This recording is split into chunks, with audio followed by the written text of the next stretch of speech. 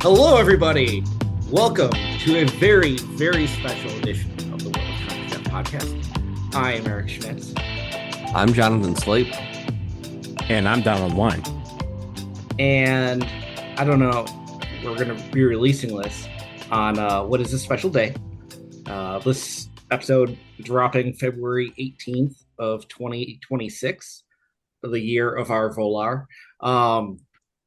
And this day, we're releasing this, is 5 years to the day of our first episode of the World of Concacaf Podcast. So, gentlemen, we are still doing this shit 5 years later. So, cheers. And we haven't made it through all the CONCACAF. We still haven't made it through. Why are you starting with the negative? The positive I knew this was always going to take time, and I like that it has taken the time that it has. But I think Eric pitched this to you and I when Eric came to us and said, I got this idea for a podcast. I think he pitched it as like, we can do this in like 18-ish months. We can get through everything, and Yeah. here we sit. We were going to do it before the World Cup in 2022. The positive is that we have not run out of material because we have, 10 countries left. So it is CONCACAF. As long as those hang, we still have material that people can come back to, which is great. I mean, yeah, like the idea was I wanted to do an exploration of CONCACAF because CONCACAF is nonsense. So I came to Donald. I'm like, hey, you do podcasts. You want to do this podcast with me? And it's like, oh, Sleep would love this shit too. Let's get Sleep in on it. Sleep's like, oh yeah, I'll be the producer or whatever. It's like, no, it's going to be like a team effort here. I believe my exact words were, this is a dumb idea. I'm in. Well, 81 total episodes, 31 CONCACAF laser focuses, including, and then one deeper dive. Here we are 5 years later, and we're still doing this shit. Yeah, I was looking over the numbers. So we've dropped the 81 episodes. Thank you to the over 20,000 people who have listened to this podcast, which That's is wild. absolutely absurd. Like, there are many CONCACAF nations that don't have a stadium large enough to fit all of those people in it. I do want to shout out. See, the problem with our hosting services, it only gives location data back 2 years. But I want to thank the people from the 28 CONCACAF nations who have listened to this podcast over the last 24 months. So if you're in Anguilla, Antigua and Barbuda, Barbados, Bonaire, Canada, Cayman Islands, Costa Rica, Curacao, El Salvador, Grenada, Guadeloupe, Guatemala, Guyana, Honduras, Jamaica, Martinique, Mexico, Montserrat, Nicaragua, Panama, Puerto Rico, St. Kitts and Nevis, St. Lucia, St. Vincent and the Grenadines, Vincy Heat, Trinidad and Tobago, the British and U.S. Virgin Islands, and the United States of America. Thank you for tuning in. Also do want to shout out CONCACAF adjacent nations, St. Bart's and Greenland. Shout out Greenland. Shout out Greenland. Yes. I think you will find that the World of CONCACAF are staunch supporters of Greenland's admission into CONCACAF. Honestly, though, like that deeper dive episode we did, which it's not, obviously things have happened since, but like Right. that was kind of the idea of this whole thing, is we wanted to like really dig into some CONCACAF subjects that were super interesting.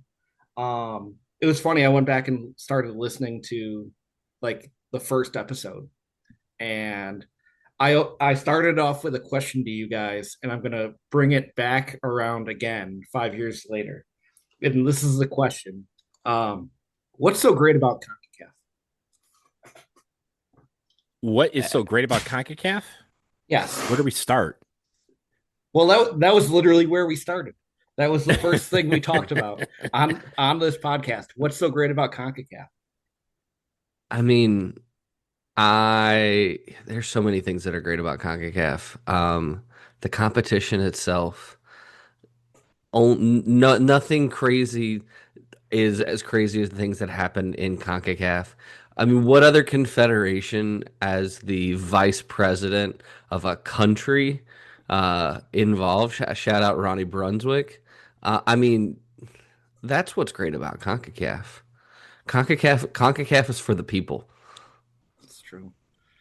CONCACAF is the audacity, the chaosity, rolled into one. And yes, it's not just that a vice president can take the field for his national team. It's that a vice president can take the field for his national team, replacing his son on said field, and then after the game is over, bribe the other team and thank them for coming in money, and then have his own team, of which his son, remember, was a part of the team, suspended from CONCACAF activities. And everybody go, that's a Wednesday. That's a Wednesday in CONCACAF. That's literally what happens here. You can have a Villar, you can have a vice president play at any given moment, and you have to be ready. That's what CONCACAF is. And that's why we embrace the audacity and the chaosity that is this region. Yeah, CONCACAF is Jack Warner. Jack Warner sucks. CONCACAF doesn't suck. Yes. See, you ask like what's so great about CONCACAF, and it's simple. It's Volar. It is, having a generic seabird representing 41 nations as your like regional mascot. It is CONCACAF Nations League, which when we started this podcast, we had yet to have a CONCACAF Nations League finals. So like we have really gotten to, this podcast was like a product of the pandemic and sitting around and wanting to like talk about the things that we loved. And then we got handed like the most ridiculous possible way to conclude the First Nations League. And we've gotten all this other stuff since. And, it is insane that it's the gift that keeps on giving our region. There is so much dumb shit. And even if something isn't dumb, they will change it.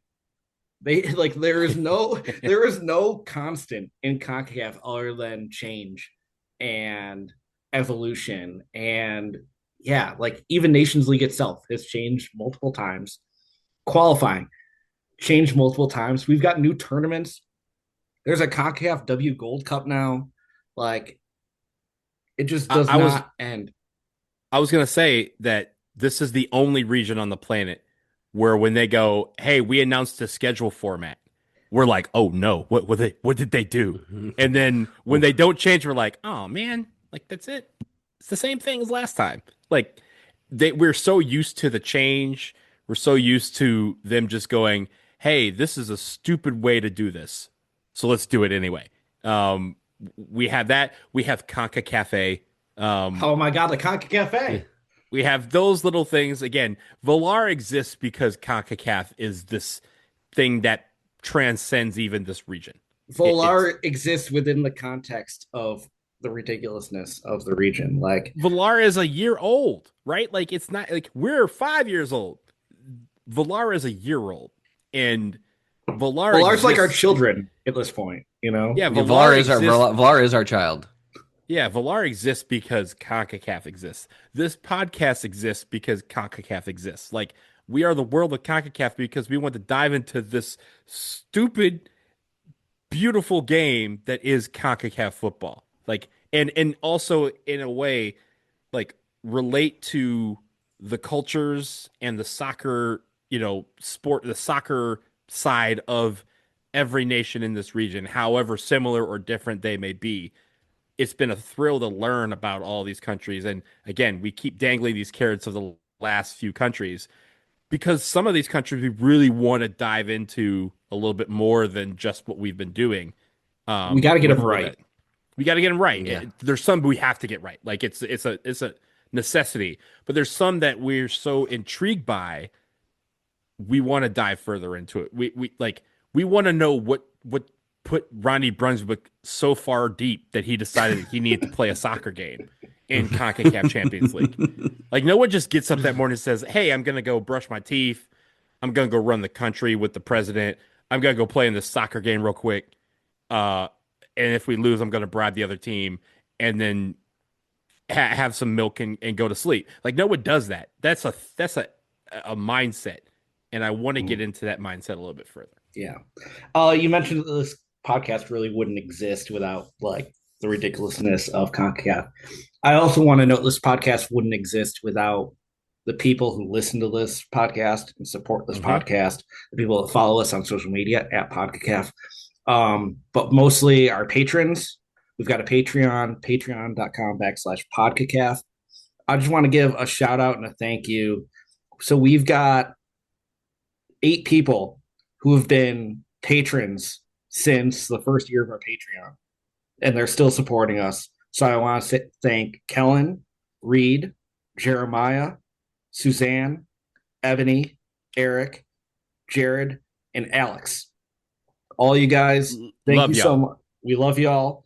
Thanks so much for supporting us, listening in, making this possible. Also want to shout out our friend Leah Titka for all of the art, the beautiful art that is now on our beautiful jerseys by Stimulus Athletic. Which are on sale now. They're on sale now. Jonathan is actually wearing his hoodie, which is beautiful. Donald wearing his St. Vincent the Grenadines jersey today. I'm wearing my Volar t-shirt because Volar, all things are possible. And also shout out to Jonathan's brother, Jeffrey Slape, for the music, who has really set the tone for our podcast. Yeah, when we came with this idea, we're like, we needed music, and we played around with some of like the free music library, and I told my brother, I was like, I need some intro and outro music for a podcast. He's like, what are the vibes? I was like, think steel drums and tropical drinks, and that was what he came to us with. He captured that beautifully. He nailed it. So now we haven't really discussed it. We got a guest coming up, but before our guest joins us, I do want to ask you guys. We've gone through 31 of the countries. We've talked about a lot of random stuff. Is there anything that we've talked about, or what about our laser focus or diving in? Have you really like gained an appreciation for over the last 5 years? I think some of the things that I appreciated the most is like how actually deep the history. Like we talk about a lot of these CONCACAF countries, and there's some of them that like their federations haven't been around for a long time, or they once were a part of a larger group. But then there is a deep, rich history within CONCACAF, and so like going back to the 70s in a lot of cases for different things, and I think a lot of that just gets missed. When we, by most people, when they think about history in the region, a lot of times they default to like, all the World Cups that Mexico has hosted, the U.S. first. I mean, the U.S. didn't really get back into the World Cup into the 90s. And so, I mean, they have some history in a time period where there wasn't even much going on in international soccer, here in the United States. But there's just so much rich history and just some crazy. Like, if you think the craziness is like more of a like thing of the modern era, it's not. CONCACAF has always been wild. The funny thing is, we talk about the soccer part, and I think a lot like the three of us know a lot of the soccer history that we've talked about. Whether we know the details of it is one thing, but like we have the long and short of like, hey, this country doesn't have like the amount of countries that really don't have a women's program that have kind of stepped up in the last couple of years because CONCACAF has made it a point of emphasis, and that's a good thing. But also the history where, despite the fact that some of these countries really intertwine, their histories are so different. I still remember Nicaragua and talking about like how this guy was kicked out of Nashville. And his retribution was, you got to go to this place in Central America. I think they call it Nicaragua. And he started a revolution there. Then he got kicked out of there. He went to like Costa Rica, I want to say, got kicked out of there. And like all this stuff is named after him. And there's a plaque in downtown Nashville on Broadway, or just off Broadway. And we're like, who is this person? And we learned about this person on this podcast. Because we decided to do a laser focus on Nicaragua. Like it's amazing to me how you have those sort of things that happen. Yeah, I was out a couple weeks ago, and we walked by that plaque. I'm like, guys, check this out. This is the most ridiculous shit ever. Mm, This dude fucking tried to invade a country by himself. mm, Just and absolutely it nonsense. didn't, and got excommunicated to Nashville, which I'm like, that doesn't sound like a punishment to me. That sounds like a great reward But for really, it's trying.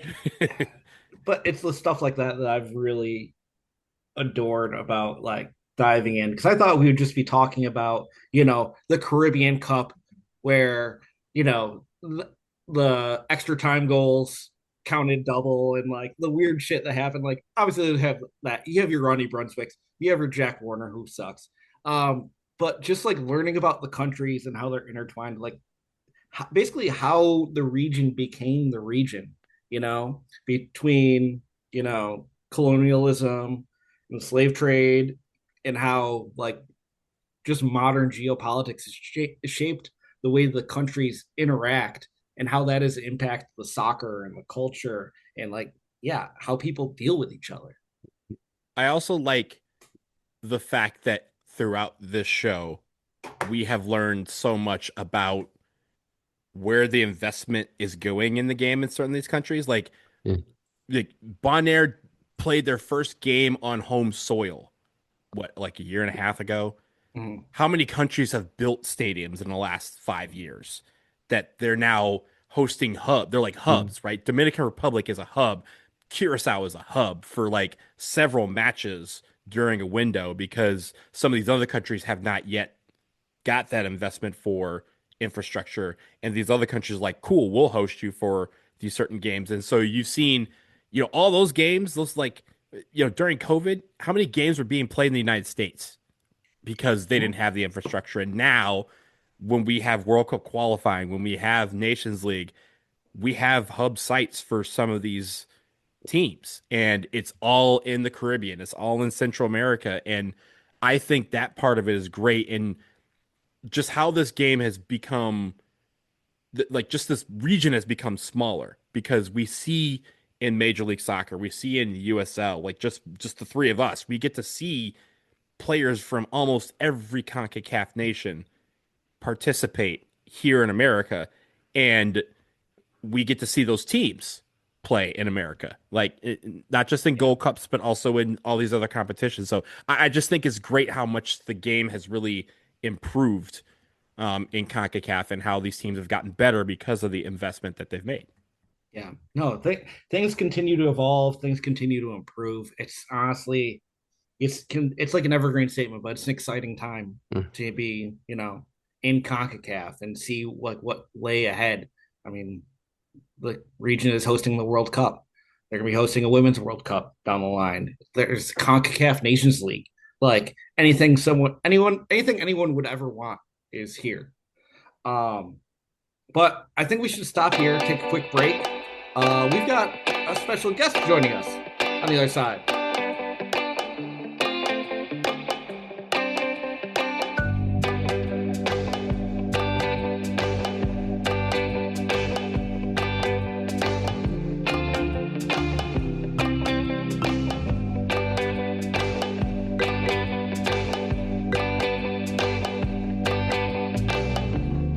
All right, we're back, and we're privileged to be joined by, a great friend of the podcast, a great friend of CONCACAF itself, the king of CONCACAF, arguably, Jon Arnold. Welcome back to the show, John. How are you doing? I'm good. I'm good. There's another guy I consider the king of CONCACAF, but he's actually moved on to FIFA now. So I mean, uh, maybe I'm the it, prince. I don't know. listen, John, you're royalty as far as we're concerned. Thank you. That's Look, Um, you were the first guest that we ever had. So you've been a king in CONCACAF since 2021. So and that's why yeah. I'm here for the birthday celebration. Mm. Happy birthday, Yes. gents. Thank you. Thank you. Thank you. We really appreciate that. We really appreciate everything you've done for us and for CONCACAF and the coverage of it. Um, we started this back in 2021. Do you remember what you were doing in 2021? What I was doing in 2021. I mean, life was different for me back then, that's for sure. I wasn't married, I don't think. I'm married now, which is great. Um, I was writing a CONCACAF newsletter. You know what? It is funny, like, and I'm sure you guys have the same sort of like nostalgia with like your podcast. Like, I look back at what I thought I wanted the newsletter to be, like what I thought getting CONCACAF would be. I mean, I also started as starting and as I was leaving in my full-time staff soccer writing job. So I was kind of, like I was like, oh, I'll just tell like weird, quirky like history and like and now I feel like I never have the chance to do that. So I mean, look, I wish I could say 2021 looked a lot different, but probably not other than the whole, wife, kid, Yeah. etc. So Well, it's funny. I was going back, I was listening to our original episode. And one of the things we started off the podcast with and started asking our guests, I want to ask again, what's so great about CONCACAF? I think like CONCACAF is this mashup of like high level, mid level, and low level soccer, but also like countries and politics and like what do the US, Cuba, and Suriname really have in common? Like what really unites those three places? There's not all that much, right? I mean, you could say, oh, Cuba and Suriname are both in CARICOM and the U.S. border, but like economically and politically and culturally, like, I mean, it's three different languages. And like, look, you can do that with other confederations, right? Africa has a lot of languages. Africa has a lot of different cultures, et cetera. But in CONCACAF, it just gets smashed together so often. And you have these like giants in the U.S. and Mexico. Well, we'll toss Canada in there now. Um, although they didn't make the U17 World Cup. No. So, like I think like you have these big giants, and so I think that you have a lot of compelling things when you just smash those things together, and that's part of the reason that I love CONCACAF is just the stuff that happens here, these contrasts that you see. Um, there's nothing like it. John, we were talking about this before you jumped on, and we've talked about just like all the changes that CONCACAF has had over the last 5 years. For you, if there's anybody that does more CONCACAF stuff than us, it's you. But like, what do you think has been the best change about CONCACAF in the last 5 years? And also, do you think has been the worst change Yeah. from Yeah. CONCACAF? I was thinking about this the Villar, other day. don't let Fast. him, Volar. yeah, don't let him influence you with the Villar shirt. I mean, look, like, but Villar's in another category, right? Villar is UEFA like, could never. like, UEFA I could never. mean, I mean, that's another category. That's not something they did. That's something that is, Like, I mean, Correct. you Yeah. can't. That's like, does a fish wet when it's swimming? That's the environment. Volar On is. the eighth day, God created Valar. That's right, and a beautiful feather, and no space for Greenland. No. I think the best, I was thinking about this when they released the new men's soccer ecosystem, which I think is like pretty good. And, they always say football first. And I've gotten into it with a couple of officials a couple times about like, if that's true, if football first, which is what CONCACAF's sort of like, I guess you'd call it short motto or like guiding principle for its actual on-field stuff. That's that's what they say, football first. And I think, I don't know if they always achieve that, but I do think that like, when you look at the expansion of competitions, when you look at the Nations League for men and now for women, when you look at qualification and like having it be important and how to get these games happening, I think that's the best thing that CONCACAF has done. I do think like coming out of the pandemic, it was difficult for many reasons. When you're running an international soccer body and you're supposed to be traveling around and doing all these games and there's a global pandemic that prevents travel, like it is a difficult situation. It was costly on the budget. And I do think they found a way to steer out of that. And I think like the smartest thing that they've done is essentially like not to be too reductive, but like Nations League, like it works. It works for 90% of the members, and that's good. The youth expansion stuff, you could give some credit to CONCACAF and some to FIFA because there's like it's every year in Qatar for the men and every year in Morocco for the women. So I mean, like some of this stuff is just in the natural ecosystem. But even like CONCACAF Champions Cup, the format is more simple, it's more streamlined, it feels more serious. I think that's good. And so I guess I would say the best thing they've done is like their how they've structured the competitions, and I do think done it in a serious way. The worst thing I think they've done is that, like, if football first is your guiding principle, which they say it is, you can't have the Gold Cup in the US every year or every 2 years. You can't have the Gold Cup every 2 years. And I think the fact that like CONCACAF has fallen victim to the same thing, that FIFA's fallen victim to the same thing, that CONMEBOL's fallen victim to the same thing, that CAF is starting to fall victim to this idea of like we actually need to take football away from the people because we need it to go to the people with the most money is toxic. And that's CONCACAF has run it that way forever because the Gold Cup is the engine that financially powers everything else that they do. But I think the more serious you are, the more that people start. And look, if you're going to take Saudi money and you're going to take money from the PIF and you're going to put Riyadh Airways on the sponsorship boards, if you're going to kind of compromise your morals in that way, then how are you going to say there's not enough money if we don't have a Gold Cup in the US, if we put it in Mexico, if we put it in Canada, if we put it in Costa Rica, that there's not enough money to power this thing? Because it seems like you'll take money from anyone. It seems like there's people that want to sponsor you, and you're saying, we don't care, we'll take the cash, right? So that might be a little reductive, but I think those are the things that I would say are the worst. But yeah, I mean, I think like it kind of goes hand in hand, right? It's good that they're doing these tournaments. I think it's positive when you have a Nations League where it's like Cuba's hosting, no matter what. You got to host these games. And oh, I mean, there's a hurricane, okay, will change, but like you have to host games, and that's taking soccer to the fans. And when you take soccer away from the fans, I think that's a problem because, it just seems like these governing bodies, clearly they exist in a different world, but like the idea should be, how do we get soccer to all these different member associations? And I think they've made progress on that sometimes, and they've taken it away in others. Okay, so the other question that I have is also related to this because I think in the last 5 years since we have started the show, and again, you were our first guest, and we talked about the jerseys and we talked about the creativity in that time of a stimulus, sponsoring Anguilla and just putting them on the map creatively. I've not seen you in a jersey before. So I asked this question with pure curiosity. What are your favorite jerseys? Because I think the creativity that CONCACAF teams have shown over the last 5 years has stepped up tremendously with the stimulus, with a bowl, with, Yeah. Score Sports that have said, hey, let's make it where on the field you may be, some small team, but in the course of fashion, you can be a giant when you're in CONCACAF. When you look at some of the old like crests, like I actually give a lot of Yeah. credit to Guatemala. Like their new crest is awesome and like I think feels like the country. Like it has the, Quetzal and like it just looks like Guatemala and that can be hard to pull off. How do you do something that's distinct and simple and but yet people like identify with it? I give a lot of credit to what Guatemala has done. Who else do I like? U.S. Virgin Islands. Some of their Oh yeah. kits are really lovely. The Dashing Eagle, where they have the sort of chevron with the pattern in it.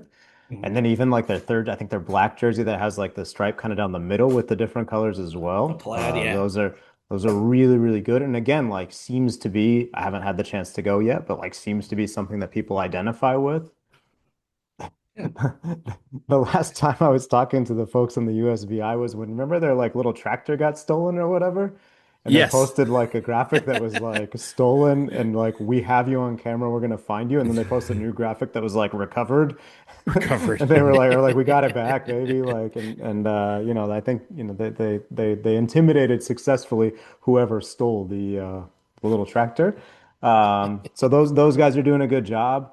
I like appreciate the spirit of the question. Want to stay positive, but also one thing I would say when we talk about like what's CONCACAF doing wrong that they could be doing better.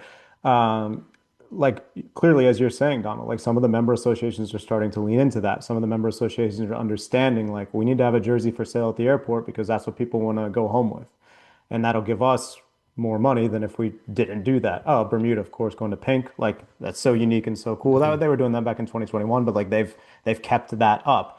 Um, CONCACAF should lean into that more. Like I don't think you see like college football teams, and I think you guys are friends with or at least follow like the Sickos committee, right? Like you Yeah. see college football teams interact with those guys. You see some of these other, accounts that are kind of designed, like Olympic athletes interacting with some of these accounts that become like Olympic accounts every 2 years. CONCACAF is a bit stodgy with that. Look, like it's harder, it's more complicated. You don't want to cross cultural boundaries where it's like if you're the University of South Alabama, you understand who your alumni base is and like what they're going to think of you interacting with this goofy college football account. Whereas, like, maybe if you do a joke that's funny for Honduras fans, it's offensive for El Salvador fans. I get that it's a little more complicated, but I think there are ways to lean into to like the fun element of that. You also can't go too hard. You don't want to diminish your own competition by, saying like, "Oh, this sucks and only sickos watch it." I also don't think that's true. Like, I think that they should be taking their competitions almost more seriously. It just seems like they're just kind of like, "Here, this exists." But yeah, I would like to see them have more fun and embrace the creativity that Donald, you're saying, like the member associations are showing in their jersey design, social media graphics about a tractor. Like some of these teams are there and some of these teams get it, and some of them clearly don't. Even Haiti, like shout out to Haiti, they put the Pia Sundhage announcement in multiple languages. That's a step forward. I know it sounds simple, but like that's big. So like little things like that are helpful, and I think CONCACAF should both push their members to do more of that, to have fun, to goof around, and also indulge in that side of the region that we all indulge in more often. Yeah. I Go ahead, Jonathan, if you had something. Yeah, no, I was just saying, like, we're talking a lot about like what we've seen CONCACAF do well over the past 5 years. Like, let's look forward a bit. What do you expect, or what's maybe the next big step that you think CONCACAF can take over, let's say, the next 5, 10 years? I think it's a weird time for soccer and for sports, right? Like everyone sort of agrees that sports is one of the last like media properties that people care about. And you see like this association that people have with their local team and makes them diehards and care about something in a way they probably wouldn't care about. I think you have to like keep that going. And that's like CONCACAF actually does have that challenge, I think. Again, like actually getting teams to play in their own stadiums is a big plus that they've kind of done. I think the big looming question is like what happens with the relationship between CONCACAF and CONMEBOL because everyone's always asking me if they're going to merge. I haven't seen anything that says that. And I think like part of the reason that doesn't happen is you have like your majority of your members are islands and how would a merger help them? I don't know what that would look like, right? But I think like those kinds of interactions, those kind of collaborations are going to keep happening. And then how do you balance that relationship or whatever relationship you want to have with other confederations with the relationship with FIFA? You know, the World Cup here, I think, has made Victor Montagliani and some of his cohorts at CONCACAF have to really walk a tightrope in their relationship with Gianni Infantino, with the FIFA officials that UEFA's not walking, right? You see some of those guys kind of take swipes, sometimes like moot boycotts, like they just have this like power that like CONCACAF right now, it's like, well, we got to pull this World Cup off for CONCACAF and also for FIFA. They have the same problem because the World Cup is coming to four different CONCACAF countries for the Women's World Cup in 2031. So I mean, I think like those relationships are the thing I'm most interested in watching evolve over the next 5, 10 years. On the field, I think like CONCACAF can still do a much better job like spurring the youth development on. Again, like I think a lot of the sort of like, hey, we play a lot of U17 and a lot of U20 now is like basically from FIFA. But if you can actually convince kids in your region to fall in love with the game, to play it, and then get them into pathways to where they can play it well, play it professionally, everyone benefits. That sounds basic, but like it's important in a lot of the members, and especially on the women's side where CONCACAF should be the giant, is the giant, but like you can't just coast on what the US, Canada, and Costa Rica and Jamaica and Haiti, I guess, do. You kind of need to actually spur some of these countries on. It's not cool when someone loses 20-0. How do you fix that? What do you do? I think that actually is CONCACAF's responsibility. I hope they take that on in the next 5, 10 years. Yeah. Now, I think you touched on something there that I wanted to ask about. Do you feel like the major players within CONCACAF take CONCACAF seriously enough? Like the competitions. I mean, you'll have your giant blowouts in some of the youth competitions, but do you think the US and Canada and Mexico put enough stock into what happens within the region? I'd say like the players on the field and the managers, I think, do. Like when you listen to them talk, I think they know that generally they're not going to just have a walk in the park, that things are going to be difficult. Sometimes the weirdness of CONCACAF is part of that, or, oh, we got to travel to this place. I just story on the Mexico women, like they went to, I think St. Lucia. And before that, they went to maybe St. Kitts and the Grenadines. I might be a little wrong, but they played their first two games on the road in qualification in like very remote places. But they were saying like that's part of the difficulty that we have to prepare is that we have no idea what to expect. Like we can look at this place on Google Maps. We don't know what the stadium's actually going to look like. We don't know how the facilities are going to be. And that's like a variable we can't control and have to figure out. So I think that generally and of course, like Mexico is not exactly what you're asking about because the Mexican women haven't made the World Cup in the last couple cycles. I think that the players and the managers do take it seriously. I don't think the officials see it that way, right? I mean, officials look like Michaela Arreola in Mexico, Cindy Parlacone played, so she's an exception. Like Kevin Blue in Canada, like most of the people in Central America are like politicians. They're not people who like understand how difficult it is to get a victory over Honduras and San Pedro Sula or whatever, right? So you have one or two who get it. Sometimes, like Atiba Harris is another one. Carlos Ruiz had a failed campaign. That won't talk that much about him anymore for reasons. But like, yeah, I mean, I think like the players and managers get it. I don't know that the officials do.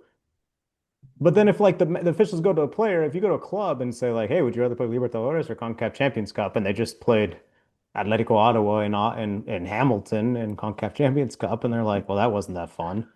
I could go to I could play Boca in the Bombonera. That's what everyone thinks, right? With Libertadores or whatever. No one ever remembers that you also have to go to, I don't know. Well, I was going to say Viña del Mar to play Everton, but they don't qualify. But, these are random play. I mean, like, not every game is sexy, right? And that's true of any tournament. That's a like huge problem with like when Copa America was here. We're hoping that happens with the World Cup, so some of us can afford tickets. There have to be games that people don't care about, right? It's got to be. Please let me see Curacao. Well, speaking of that, right? This World Cup coming up this summer obviously is going to be the biggest sporting event ever. I don't think we can say that's hyperbole in the sense of there's 48 teams. There's a lot of eyeballs on it. Nations League Final Four, but yeah.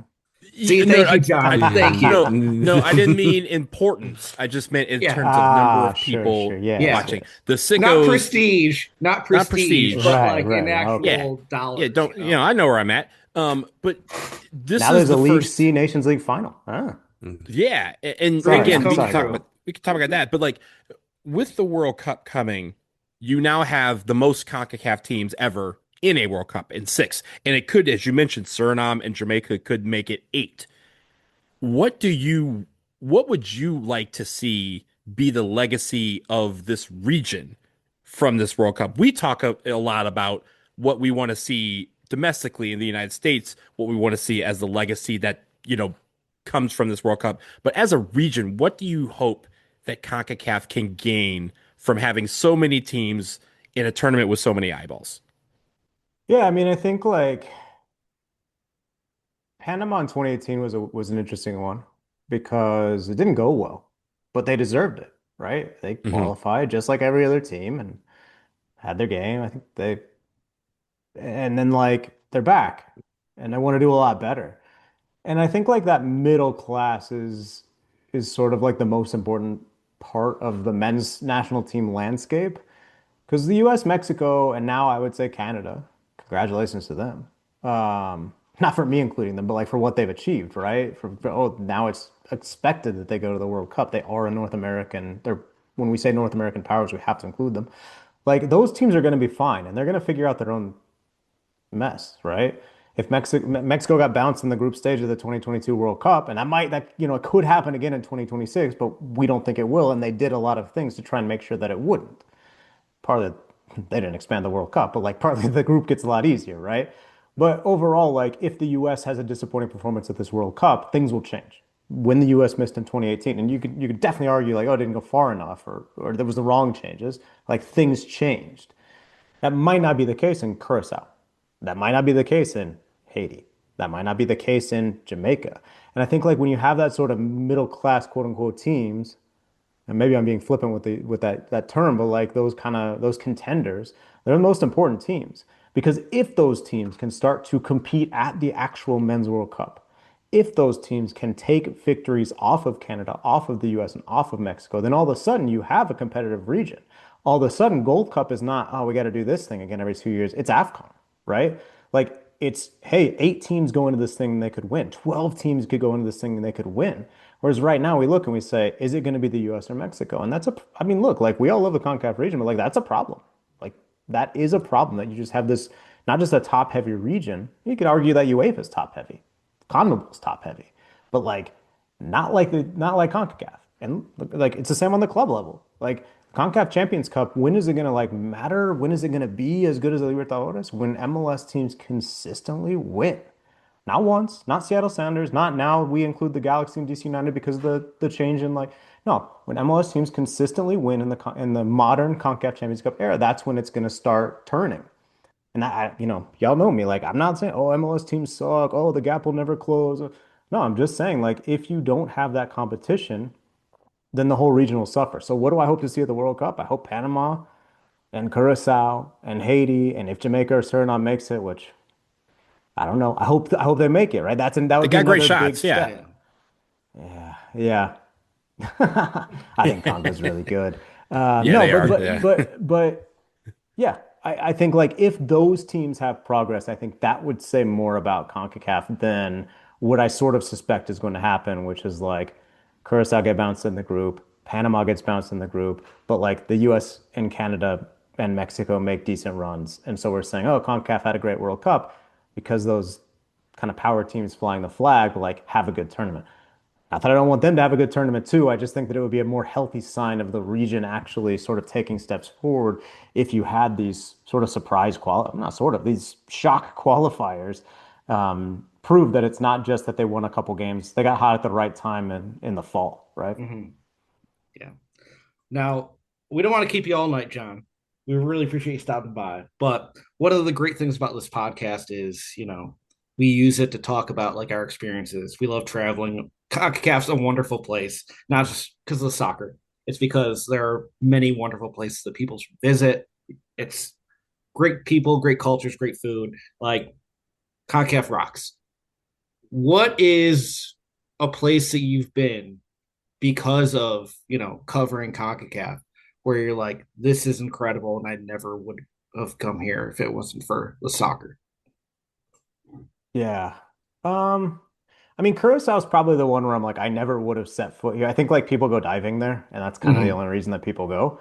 You can have a really good time. I saw like great live music. The food was good. Like, everyone was surprised that I didn't leave because most of the people they see come from the US are cruise ship tourists, and so they're there for like 3 hours, 6 hours, or whatever, and then they're back out. So yeah, Curacao is one where I'm like, I would never go. I will say this, I was in Panama during qualification, and I had been in Panama during the cycle they qualified in during the 2018 cycle. So I think the last time I was in Panama would have been 2016 in the 2018 cycle.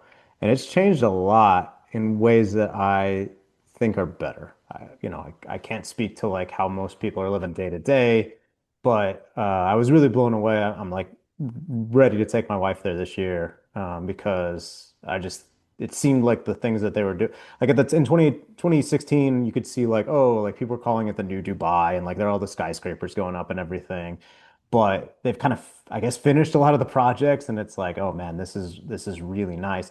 And even like they're having problems with stadiums, but the stadiums they have built are like really nice facility. Like they're doing everything right. It's taken some time, and of course, like people are going to argue about, well, we should go in this direction or that direction. Political parties change and ideas change, but if you're looking for like a quick vacation in Central America, Panama City, and then into some of the islands, Yeah. I mean, I don't. You probably can beat it, but like it's pretty nice. Yeah. No, Panama City, a favorite of all of us who have been there. I'm actually drinking Ron Abuelo right now. Um, one of my favorites. Great rum bars in Panama City. Pedro Mandinga. Pedro Mandinga rum bar. Highly recommend. Tell him I sent you.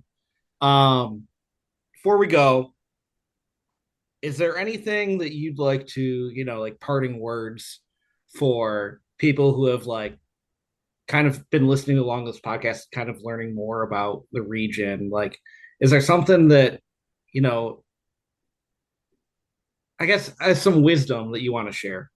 Ooh, I don't know about When you said it at first, I was gonna say like support shit, right? Like if people don't listen to this podcast, people don't read the newsletter, if people don't pay money for like journalists that are independent and are asking for money, like this stuff will go away.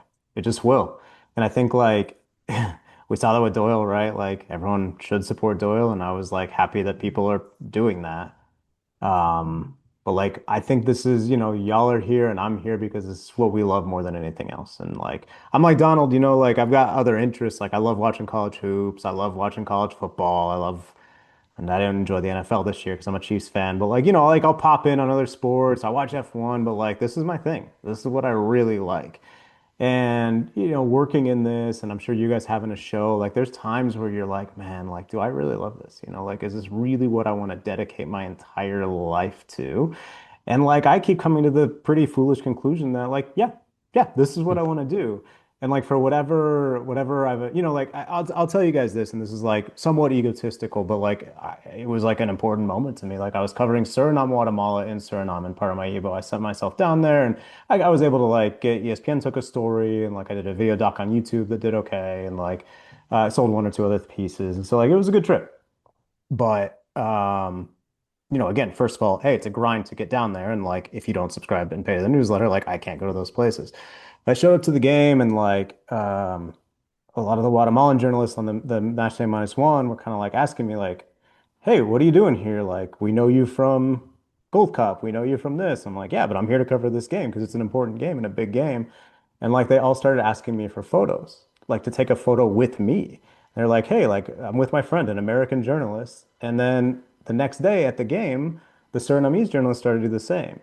And like I think like some of it was novelty, but some people were telling me like, "Hey, you're the guy who does the CONCACAF stuff." And I'm like, "Man, like the fact that this has reached this other audience that I never really thought it would reach, although I hoped it would because it is about the entire region. It is for everyone."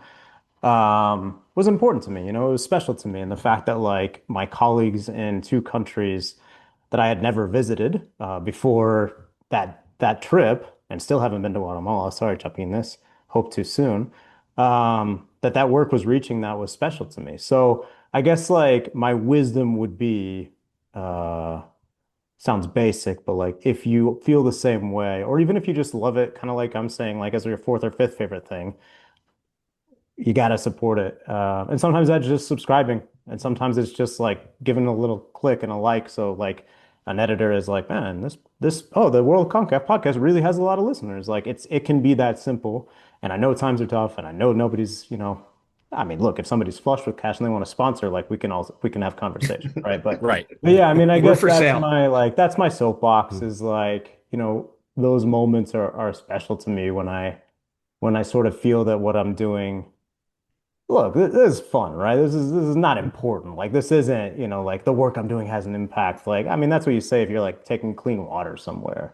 But like that people are enjoying this and that they're distracted from some of their difficulties or just some of their mundane day and they just like thinking about Suriname soccer, that I can provide that whether they're in the US, Guatemala, or Suriname. Yeah, pretty great. So is that wisdom? Yeah, that's what I Yeah. got to say. Yeah. Yeah. I will push back on you slightly in this regard because you mentioned that earlier. You're like, hey, is this something that I want to do? And that's never been a question, at least I personally have asked myself about this podcast. I've always said, has it been worth it? And and the answer has always been yes, because again, you mentioned the impact that we have, and the impact is we're all four of us are teaching people about CONCACAF in our learning process, in our learning journey about this. We don't know everything about CONCACAF, but at least we're having those conversations. We're doing the Yeah. doing the legwork to learn about these teams, learn about the countries and things like that. So you mentioned your newsletter, and we are obviously big fans of newsletter. But how would people support you through the Getting CONCACAF newsletter and other things that you're doing? Yeah, and real quick, like, I do think there's huge power in like, hey, we're educating you about something that you've probably heard of. Like when I went to Nicaragua, because of the current political situation. It's a dictatorship. They don't let visiting journalists in. And I was really worried I was going to get sent back when I went because I didn't tell them I was going to come beforehand because I didn't want them to say no. And I was standing there at immigration and they said, "What's your job?" And I said, "I'm a writer," which is true. And they look me up. I can tell the guy is like Googling my name and like typing in Jon Arnold writer or Jonathan Arnold writer, whatever. And I'm like, like, I don't know if this guy's gonna let me into the country. And he did, and I paid my $10. And then I'm like, man, like when is the last time, whether it's about soccer or it's about politics or whether it's about, whatever, when's the last time that the majority of Americans, which is where most of my audience is based, thought about Nicaragua? And if they did, when did they think about it in a context that wasn't the dictatorship? Because there's joy in watching your team beat Club America, which is what Real Estelí did when I was at that game. There's joy in that, right? That's a normal person in like the eighth biggest city in Guatemala, like having a great night and me telling you about that, right? So I think there is power in that. So I appreciate your edit there on me, Donald. People can find the newsletter at getconcacaf.substack.com. I'm still in Substack for now. We'll see. But like that's where I'm at. And then the YouTube, Jon Arnold FC, where I do shorts. And I'm also doing a travel guide to the World Cup cities in Mexico. And we'll see if it gets to the US. Kind of depends, again, on some of that stuff I'm mentioning about, like, is there a sponsor out there who's going to pay for it, etc. But episode 1 of Guadalajara is already out. And episode 2, Monterrey, is coming by the end of this month. I just got back like 2 days ago. So still need to do a lot of editing and a lot of writing. But I'm going to try and get that up before March. So people who are headed to the repechaje, to the playoff, can check that out, know where to go to eat, to drink, to experience some culture. I saw some live cumbia, like there's some cool stuff that you can get into. So yeah, I think people who listen to this podcast will definitely be into that, like the travel aspect. So that's Jon Arnold, Jon Arnold FC on YouTube, TikTok, and Instagram. But the full football cities is on YouTube, so just subscribe over there. Well, John, thank you so much for coming by. We appreciate everything you do for CONCACAF. Honestly, like we had a little color to the coverage, but when it comes to the actual soccer, you're indispensable. I was so nervous you guys were going to make me do trivia. Oh no, we're not going to make you do real team fake team. Yeah, I did trivia the first time, right? Am I crazy? Yeah, real team, fake team. Yes, we wanted to make this a joyous occasion. Didn't want you to stress. No stress. So, perfect. I appreciate it, guys. Thanks. But next time, 100%, we got you. Study. It'll be quicker than 5 years. And I'll hit the books right now. Yeah. Well, John, look forward to seeing you down the road. Hopefully, we'll see you this summer. CONCACAF Nations League is this fall, so that's right, back, baby. It truly never ends. That's how we want it. All right, thanks, John. We'll be right back after this to wrap this up.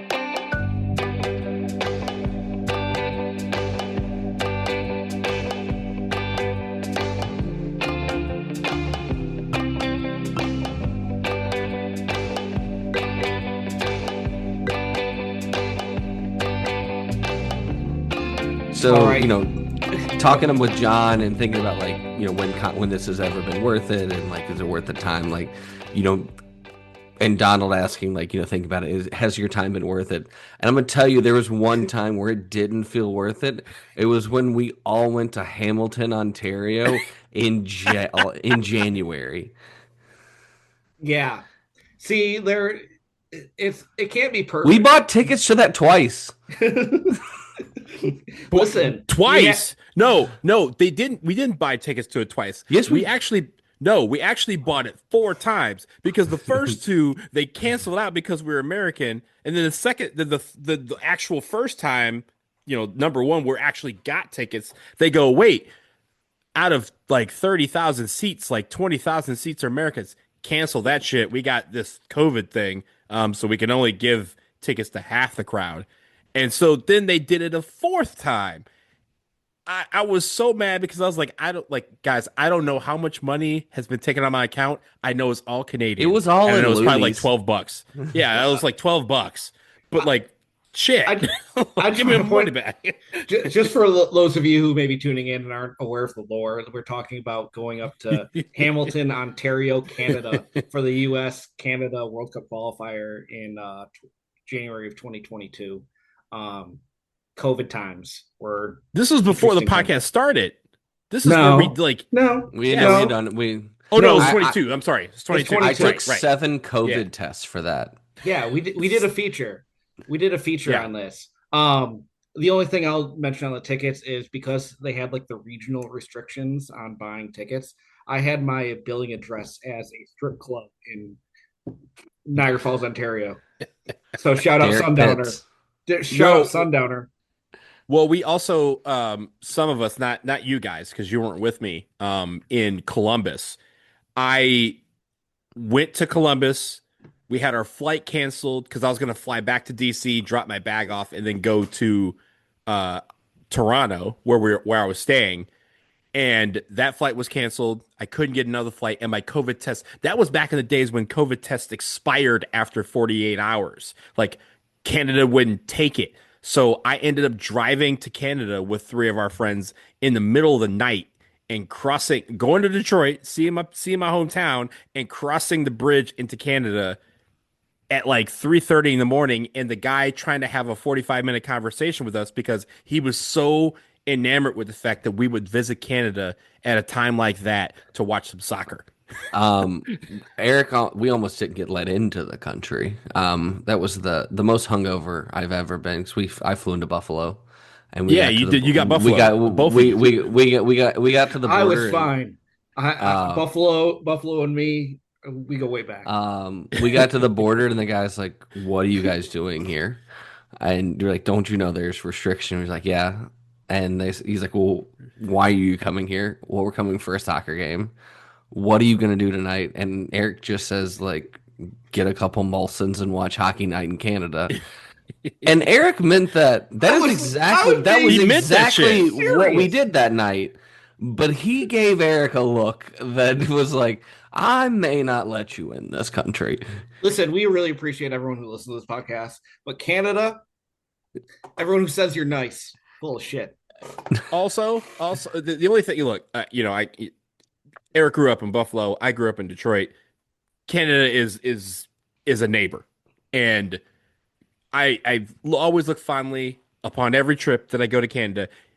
Even the Canada trip that we had, save for that, what 8 hours in Hamilton, and I've been to Hamilton, had a great time, just not that particular day. I still remember the stadium, and I still remember leaving the stadium after the U.S. loss, and some 9-year-old kid getting into my face and trying to talk trash, and our buddy Max kind of goes, "Bro, you are not about this life." Mm-hmm. And the kid just immediately going, "I'm very, very sorry. I'm sorry. And he's like, "No, Yeah. you're not, like, you like, that is a man there. Like, he could boot you into Lake Ontario or Lake Erie, take your pick, because both of them are right here." Yeah, That sort of thing. Someone behind me, I didn't realize when Canada scored their second goal. It's just me just giving the double birds. Yeah. And so someone took a picture from behind, and maybe we'll make It was it. me. I got the picture. Was it you? Yeah, Yeah. Eric got this picture of me just, giving it the double birds, and maybe that's an album cover for this episode. But Well, this was also back in the day when we were like, okay, everywhere we go, we're gonna try the rum and we're gonna like review the rum in a one more round. And we went on that one more round. We go, Canada did not have a single bottle of rum in that entire country. Like not a single one. They had whiskey, which I enjoy, but I went to the store and I was like, "Do you have Canadian rum?" They go, "Rum, what's that?" And I go, you have to know what rum is. Like, you have rum from everywhere else in the Caribbean. They even have Havana Club, which I think I like sampled, but like the Cuban kind, not the Puerto Rican kind. But they didn't have a single bottle of Canadian rum, and they're the only country that ain't got it. Every country got coffee. Every country got rum. But if you're a CONCACAF, you need to get with the program. So if you've enjoyed this last few minutes, you'll really love our one more round bonus episode. Yes. That are on our Patreon. Patreon.com/PODCACAF, where that's honestly like a distillation, talking about rum and being distilled. It's a preview. That's a distillation of more what where you that get came from. when you support us on Patreon. There's definitely more of that where that came from. Anything else we want to before we wrap up this 5-year celebration and go to our actual one more round for this? Anything else For me? No, Yeah. for me. I mean, look, for me, I just want to say thank you, not just to anyone listening to us, but to you two, because this has been Aw. a lot of fun. Um, like I said, when you asked me, "Hey, this is something I want to do," and I go, "That's a dumb idea. I'm in." Like I didn't think twice. I have not thunk twice ever about this podcast because this podcast lives and breathes in us.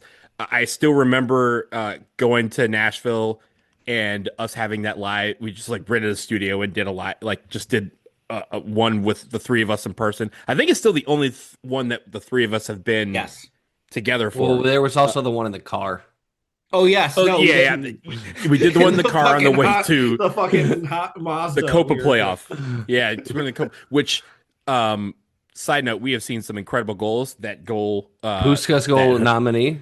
Yeah. yeah, that was one of the best goals I've seen ever in life. That was a lot. Again, we've had a lot of fun through this. We've seen so many great things.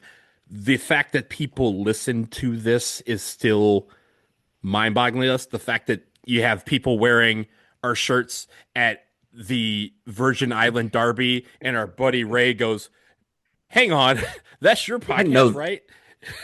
This guy right here, this random dude, is wearing your shirt at this derby that I randomly am at because I'm doing all the qualifying."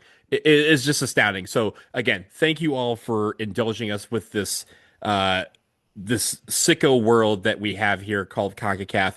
We're not done yet. We still got more to come. This is going to be the busiest year ever, and we hope to be also make it the funnest year ever as we go along. Yeah, and I guess the last thing I'll say is like, a big thanks to John, who is always, he does this for a living and he does such a great job. But like, he lends us by being on here, lends us some credibility, and while he's no longer here with us, to like want to say thanks to Grant Wall, the time that he spent with us very early on, is the highlight of what we've done in this time. So, yeah, no, just thanks to all the people who have brought us along on this ride with them. Yeah. No, I mean, I did this because a boredom, but like I truly enjoy learning about the region, and I'm glad that you guys have signed up to go. No one wants to listen to me talk for fucking half an hour or 40 minutes about some inane topic that some people like. The whole point of this is to be like a conversation, but honestly it's like doing like the book report, laser focus stuff, learning about these places. Like it's fascinating, and you learn so much about like the world around us. We've been very fortunate to be able to travel a lot of these places, and it's like I'm very grateful that through this, I'm not going to these places that people may talk down on. You know, I'm not going in there cynical. Like I'm going in there and actually enjoying the culture and the people and the food and the rum. Like it's all awesome. And it's like I do hope that people kind of, take what we say and what we talk about and like kind of take the opportunity to embrace it for themselves because yeah, like it's super fulfilling to you know, go to San Pedro Sula and walk around at night by yourself and be like, oh, yeah, it's fine. Like, it's not great, but it's like you'll do okay. You can get out in the world and be around people, and they are not always out to get you. And when it comes to soccer, that's the one thing that does unite us is that when it comes to a game, like, I, outside of the game in fucking Hamilton, like, there really hasn't been any games where I've like actually felt hostility from people. Usually people are super excited. Like there's a video floating around from the World Cup qualifier in San Salvador, like the first Mhm. US game of the last cycle. And someone got a video of us all walking into the section and like all the El Salvador fans at the Cuscatlon or like saw us walking in were like clapping for us and like high-fiving, like Standing O. Yeah. like it was an absolutely incredible experience. And it's like, yeah, not everyone is out to get you. Like we're all, we're all going to go watch soccer, and, sometimes it gets serious, but most times not. And that's a life lesson, right? Like, Yeah. As we go through the rest of this year and beyond, right? We have the World Cup coming, obviously here. We have CONCACAF Nations League. We have Nations League in the fall. CONCACAF W Championship in November, December. You have these opportunities for fans of different teams to mesh together. And one thing that I, as friends from around the world have kind of said, hey, we want to come to this World Cup. What's it like? It's about welcoming people, right? It's about showing, like, for them at least having that 5 minutes where they can go, hey, they're going to show us a good time. And so, when we go to places, the locals show us a good time. It's, I'm looking forward to this summer being able to return that favor to so many people and having them to have the best time possible should they come here for this World Cup. And for Nations League, it's about learning the cultures, about learning the languages, it's about learning the food and all of that stuff. So I'm so appreciative of this region. There's nothing like it. And the fact that we're able to be in Hamilton, but also be in Montego Bay. Yeah. Ain't nobody gonna catch us Kingstown, on that. Like Bridgetown, like Georgetown, Arnold's Vale, like you can't compete with that if you're another region. Maybe Oceania, but Oceania ain't got they ain't got the dogs for this race. We got the dogs, so I'm looking forward to this region growing and prospering, and we're gonna keep bringing you all the news as we go along and focusing in on all these countries that make this region so great. Yeah. Thanks again for tuning in. Thanks for supporting us. Again, patreon.com/PODCACAF. Follow us on all social medias at PODCACAF. Thank you to Jon Arnold for repeatedly coming back. Thank you again. Glad Slate shouted him out. Grant Wall. We appreciate your support. Our friend Max, Jacob Condi, who'd come on. We had a former national team player come on this podcast. It's been a great 5 years. Looking forward to the future. So cheers to CONCACAF and Donald. Jack Warner sucks. Thanks, guys. We'll see you next time.